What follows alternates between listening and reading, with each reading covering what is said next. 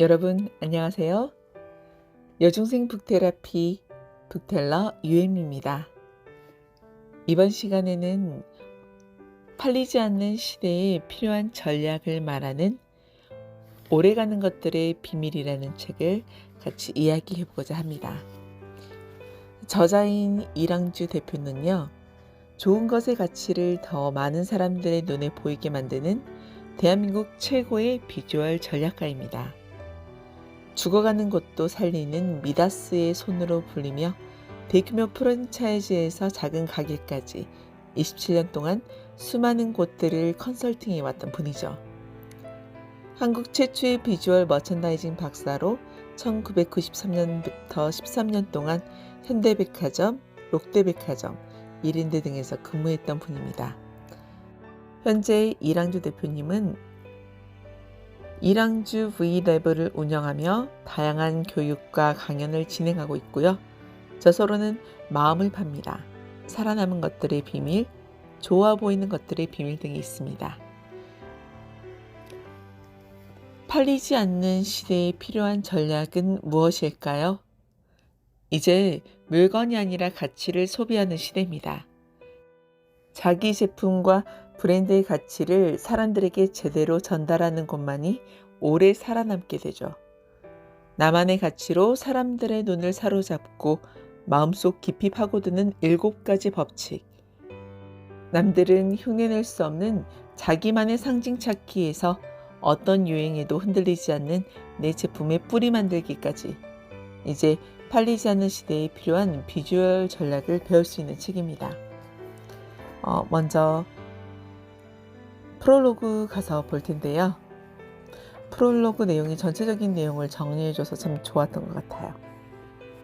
우리가 당장 어떤 제품을 팔지 않더라도 우리 자신이 브랜드가 되어서 퍼스널 브랜딩을 구축해 나가야 하기 때문에 지금 중년이 되는 여러분들, 그리고 물론 다른 분들도 필요하겠죠.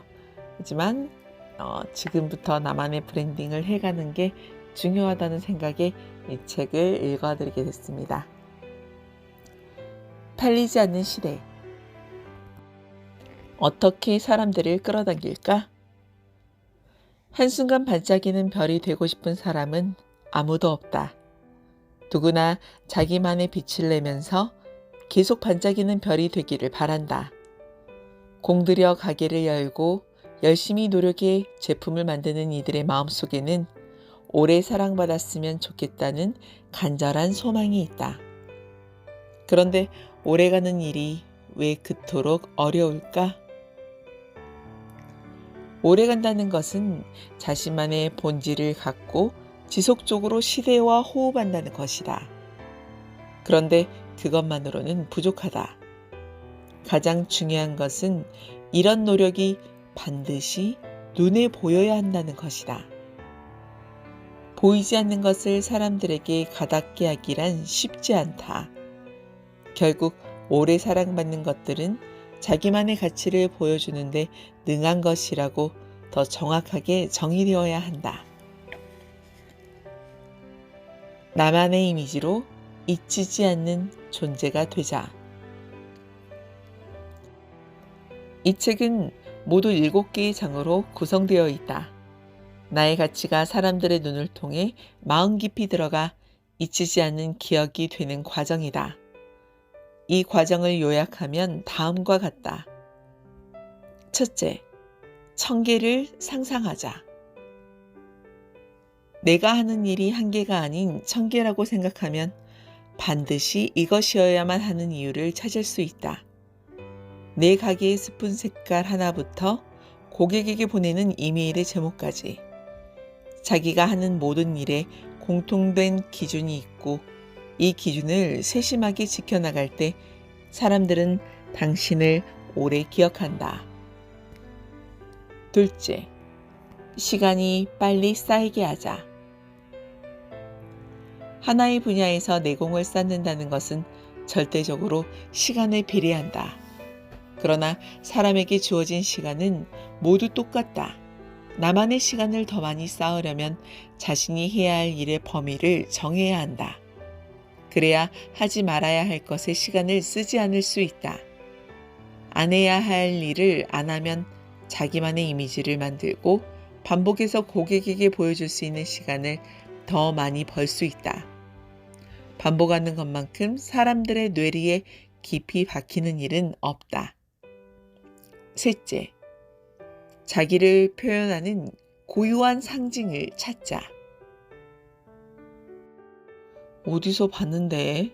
라고 느끼는 건 결국 어디서 본 것에 지나지 않는다. 남들은 흉내낼 수 없는 자기만의 상징이 분명하면 오히려 다른 비슷한 것을 보고 나를 떠올리게 된다. 색상, 로고, 캐릭터 등 사람들에게 전달되는 이미지는 오로지 내 것에서 나와야 한다. 넷째, 무의식까지 설계하자. 향수 가게에서 팔아야 할 것은 향수병이 아니라 사실은 향기다. 이 향기를 어떻게 사람들에게 매혹적으로 보여줄 것인가? 그렇게 생각하면 눈에 보이지 않는 향기도 보이게 할 수 있다. 그런 촘촘한 비주얼 설계가 사람들의 무의식에까지 나의 가치를 각인시킨다. 다섯째, 내 제품의 고향을 찾아주자. 오래가는 것들도 처음에는 다 신참내기였다. 그러나 자기 제품의 뿌리를 찾아내고 그것을 보여주는 노력이 결국 원조가 되게 한다. 자기만의 기원을 찾겠다는 발상이 있는 곳만이 유행과 변화를 이겨내고 사람들에게 인정받는 곳이 된다. 여섯째, 처음 본 사람의 시선을 따라가자. 고객 중에서 가장 신경을 써야 할 사람은 누구일까? 바로 처음 접하는 사람이다. 내 제품을 처음 써보고 내 가게를 처음 온 사람이 가장 좋아할 것이 무엇인지 끊임없이 생각해야 한다. 그들의 시선이 어디에 머물고 그들이 무엇에 환호하는지 예민하게 살펴야 한다. 그래야 사람들이 공유할 단 하나의 이미지를 찾아내고 만들 수 있다. 일곱째, 촘촘하게 스며들자. 디지털보다 아날로그가 결국 힘이 센 것은 아날로그가 주는 직접 경험이 사람들의 기억에 더 깊숙이 스며들기 때문이다. 사람들이 눈으로 보고 만져보고 대화하고 사용해본 것만큼 강력한 기억은 없다. 그러려면 아날로그에서의 경험이 매우 촘촘하게 설계되어 있어야 한다. 앞으로 오프라인에서 사람들과의 만남을 촘촘하게 설계하는 곳만이 살아남을 것이다. 일본의 크리에이티브 디렉터 미즈노 마나부는 이미 제품의 질로 차별화하는 시대가 아니며 브랜드의 힘으로 차별화해야 한다고 말한다. 좋은 물건을 만들어도 팔리지 않는 시대가 되었다. 하지만 사람들은 무엇인가를 계속 사긴 한다. 그 무엇은 이제 상품이 아니라 어떤 의미다. 그 의미를 보여줄 수 있느냐 없느냐가 바로 사람들의 마음을 사로잡느냐 아니냐를 결정한다. 의미를 보여주는 과정을 한마디로 하면 바로 비주얼 컨트롤이다. 자신과 고객이 만나는 모든 접점의 비주얼이 세심하게 컨트롤되어야 한다. 이 책이 말하는 7가지는 바로 이 비주얼 컨트롤의 힘을 길러주는 법칙이다. 사람들이 결국 마음을 주는 곳은 크고 화려한 곳이 아니라 자기만의 빛깔을 계속 내는 곳이다. 챕터 1. 한계가 아닌 1000개를 상상하기. 한계가 아니라 1000개를 상상하라는 것은 내 고객에게 보이는 것이라면 아주 사소한 것이라도 어떤 기준이 필요하다는 것을 깨닫게 하기 위해서다. 자기만의 기준을 갖고 디테일하게 움직이는 곳만이 사람들의 마음에 오래 남는 곳이 된다.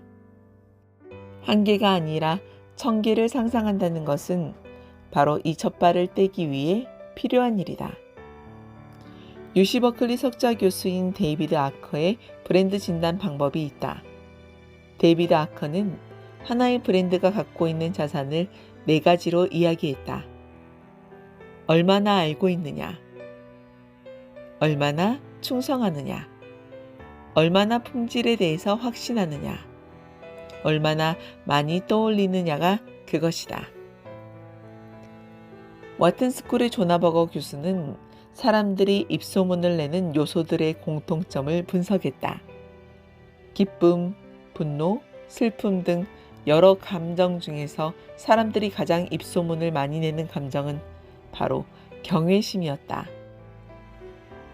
인간은 자신을 능가하거나 압도적인 존재나 힘을 대면할 때 경외심을 느낀다. 대단한 것, 놀랄만한 것은 자신의 취향에 맞든 맞지 않든 공유 욕구를 자극한다. 다른 사람에게 자발적으로 전달하게 된다. 이 경외심을 가장 빨리 느끼게 하는 것 중 하나가 비주얼이다.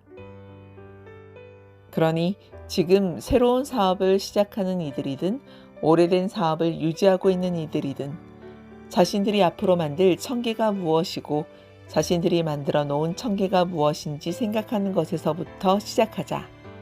그래야 사람들의 마음을 파고 들어갈 놀라운 것을 만들 수 있다. 압도적인 비주얼은 시간을 견디는 힘에서 나온다. 청계를 상상하면 우리는 이 일을 왜 이렇게 해야 하나가 분명해지는 프레임을 갖게 된다. 챕터 7. 촘촘하게 스며드는 이들의 비밀. 디지털 시대에 더 빛을 발하는 아날로그의 힘.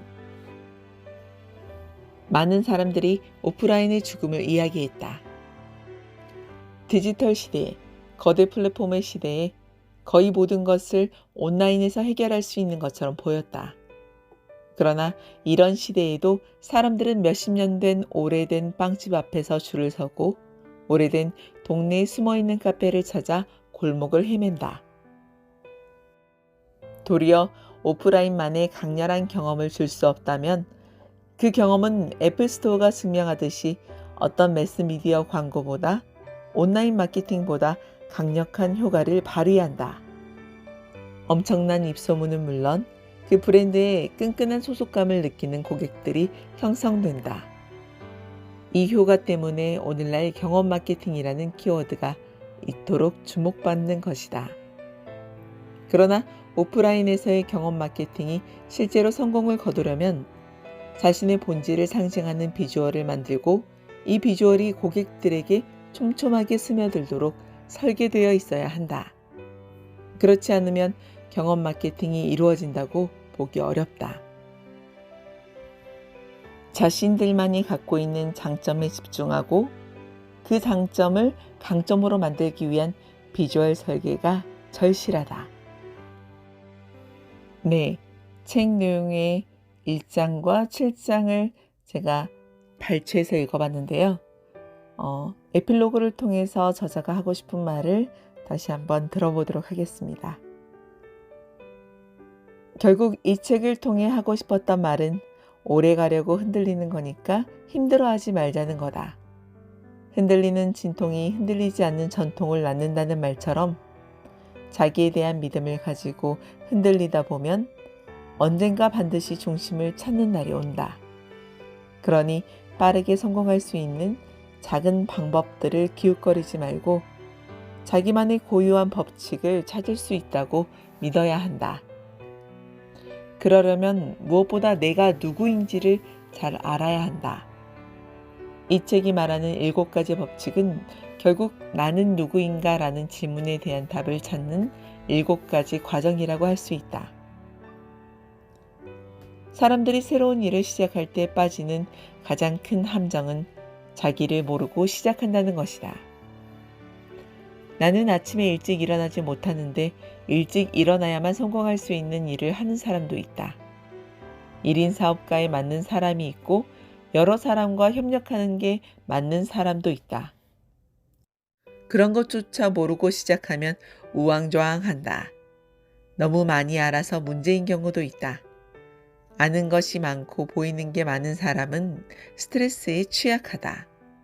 의사결정을 할 때 그 결정으로 오는 위험을 감당하지 못해 스스로 먼저 무너진다. 그런 사람은 오히려 누군가를 돕는 역할을 하는 게 맞다. 그래서 오래가는 것을 생각하는 게 중요하다. 오래간다고 생각하면 나에게 맞지 않는 일은 하지 않게 되기 때문이다. 나에게 맞지 않는 일이지만 이 일이 요즘 잘 된다고 하니까 빨리 성공하고 접으면 되지. 이렇게 생각하면 결국 접담한 종이만 내 무릎에 수두룩하다. 제대로 접은 종이약 하나가 내 손에 쥐어지지 않는 것이다.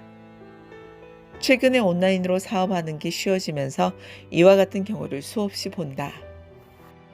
쉬운 길이 눈에 보일 때일수록 더더욱 이 길이 오래가도 좋은 나만의 길인지 생각하면서 일을 해야 한다. 시간을 이겨내지 않고 위대한 것을 만들 수는 없는 일이다. 오래간다는 것은 사람들의 진심을 믿는 일이다. 그런 믿음을 갖고 오늘의 흔들림을 잘 이겨내기를, 자신의 일을 오래 잘하고 싶은 모든 이들에게 건투를 빈다. 네, 한 개가 아닌 1000개를 생각하고 잠깐 하다 말 것이 아닌 나 자신을 제대로 파악하고 오래가는 것을 보고 꾸준히 그 시간을 쌓는다면 나만의 고유한 브랜딩, 오래가는 브랜딩이 되어 있지 않을까요? 여중생 북테라피 북텔러 유엠이었습니다. 다음에 만나요.